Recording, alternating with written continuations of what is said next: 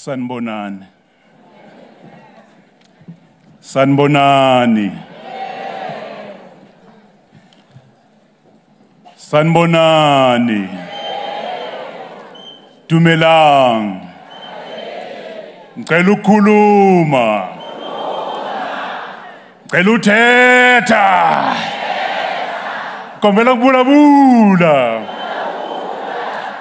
Sibonga kakhulu bingelele abaholi abakhona phakathi kwethu kwezenkolo, uhulumeni wethu nabo bonke abantu abakhona, ikakhulukazi abalaleli bomsakazo Ukhozi FM. Sanibonani.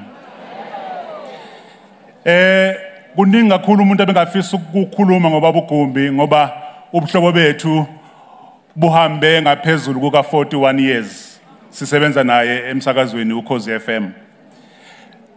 Bathi nginomzuzu owodwa. Ubeseshilo la uDokotela uNdlozi ukuthi ngo1984 khona ikhwaya noma khona iqembu lomculo kwakuthiwa iSOS. Lelo qembu lelo ilona elahlanganisa ubaba uGumbi nomsakazo Ukhozi FM. Wafika ezo recorder uthema ezo recorder kwase kuthiwa ke kule impela sonto ezayo kunenkonzo kaNkulunkulu nomuntu omusha esemsinga. Sicela leli qembu lizocula eMsinga. Mabefika eMsinga leli qembu lizocula bafike babona okunye okuhlukile. Bathi makaphatha uhlelo. Akujwayelekile ke nokuthi umculo kuthiwa kenza okuhlukile. Kwathiwa akaphatha uhlelo. Kwasuka kwathiwa akashumayele. Kwathiwa ke zonke inkonzo zethu sifisa ukuthi ube khona uzoshumayela. Kwaqala lapho ke ukuhamba kwalomsebenzi. Sibonga kakhulu kuba umfundisi uHawumbatha, baba umfundisi uPhivi Zulu, baba umfundisi uNgema, baba umfundisi uNtanzi, okuyibona balibona leli khono basebethi asilithathe siliphakamise.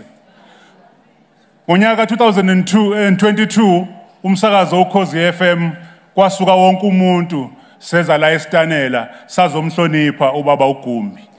Abanye bayakhumbula sasisakazela la samnikeza nomoya ukuthi ke akhulume simhloniphe simkhombise ukuthi baba uGumbi siyabonga kakhulu mawuthi uNkulunkulu qedela nabani uNkulunkulu nomuntu qedela usekhona iklasi. Siyabonga kakhulu.